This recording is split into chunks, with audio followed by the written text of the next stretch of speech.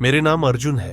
मैं एक documentary film maker हूं। ऐसी जगहों पर जाना जहां आम लोग जाने से डरते हैं मेरा पेशा और जुनून है। यह घटना 2021 में हुई थी, जब मैं तमिलनाडु के एक घने जंगल वालपरई में एक लोक कथा की खोज में गया था। मुझे बताया गया था कि वहां की एक पुरानी जनजाति आज भी यक्षिणी की पूजा करती है, लेकिन वो पूजा डर से होती है, भक्ति से नहीं।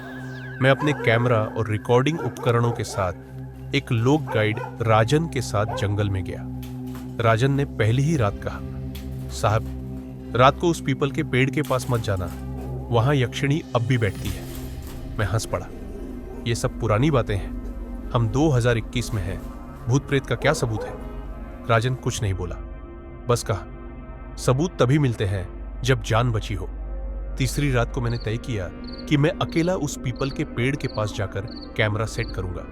जैसे ही रात के 1 बजे मैं वहां पहुंचा, पूरा जंगल बिल्कुल शांत था, असहज रूप से शांत। कैमरा ऑन किया और तभी कुछ दूर पर एक औरत की हंसी सुनाई दी, बहुत धीमी पर बहुत साफ।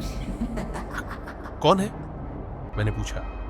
कोई जवाब नहीं, पर उसी पल कैमरे की स्क्रीन पर एक सफेद साड़ी में लंबी सी परछाई दिखी, उलझे बाल और चेहरा जो पूरी तरह धुंधला था, मानो कोई धुआं।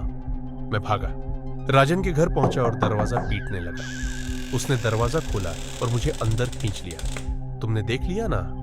उसने कांपती आवाज में कहा। मैंने सिर हिलाया। अब याद रखना, अगले 3 दिन वह तुम्हारे सपनों में आएगी, और अगर तुमने जवाब दिया तो समझो तुम्हारी आत्मा उसकी दासी बन जाएगी। अगली 3 रातों तक मेरे सपनों में वही औरत आई। पहले दिन उसने सिर्फ मुस्कुराया, दूसरे दिन उसने मेरा नाम पुकारा, और तीसरे दिन वह मेरे कमरे में खड़ी थी। मैंने आंखें खोली और देखा, मेरे कमरे में न कोई खिड़की खुली थी न कोई दरवाजा, पर गीली मिट्टी की गंध पूरे कमरे में फैल चुकी थी, और मेरे तकिए पर एक काले बालों का गुच्छा रखा था। राजन मुझे एक पुराने तांत्रिक के पास ले गया। उसने कहा, उस यक्षिणी का नाम मणिमेखलाई है। वह एक रानियों की दासी थी जिसे प्रेम में धोखा मिला और उसने आत्महत्या की। अब वह हर उस व्यक्ति को बुलाती है जो उसकी बातों को हल्के में लेता है। तांत्रिक ने मुझे एक नियम की लकड़ी और लाल धागा दिया। कहा, अगली बार जब वह दिखे पीछे मत देखना, बस आंखें बंद करके यह मंत्र बोलते जाना, क्षिप्र प्रसादाय नमः। मैंने वैसा ही किया।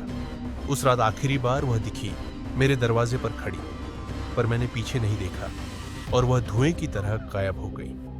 अब मैं फिर से फिल्में बनाता हूं, लेकिन वालपरी की तरफ कभी नहीं गया। कई बार लगता है कोई अब भी मुझे रात को देखता है। कभी कभी दरवाजे पर एक नन्हा सा बाल गिरा हुआ मिलता है और गीली मिट्टी की वही पुरानी गंध। क्या वह अब भी पीछा कर रही है, या मैं अब उसका हिस्सा बन चुका हूं?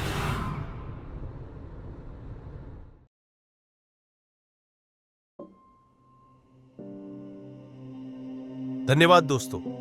उम्मीद है आपको ये कहानी पसंद आई होगी। अगर आप हमारे चैनल पर नए हैं तो कृपया सब्सक्राइब करें और कमेंट करके बताएं कि आपको सबसे डरावना पल कौन सा लगा। मैं फिर मिलूंगा एक और भूतिया कहानी के साथ। तब तक के लिए अलविदा।